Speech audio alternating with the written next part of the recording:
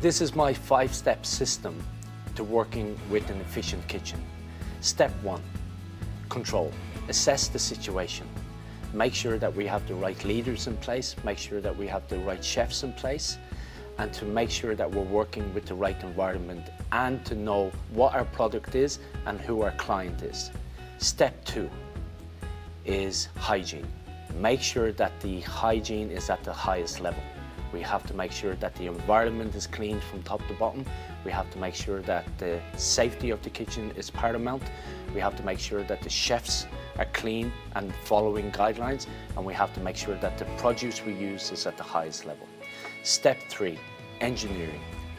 We have to make sure that we have the right menus in place. We have to make sure that we have the right planning and the right structure for the kitchen, so that leads to an efficient kitchen. Step 4, we have to make sure that we control the finance. And the finance relates to making sure we have the right costs, we have the right productivity per working hour, because at the end of the day, time always equates to money. And the final step is step 5, and that is just systems. We make sure that we give our right managers in the right place a proper system to work. We make sure that they follow the guidelines, we make sure that they follow the other 4 steps, so we end up having a very efficient kitchen.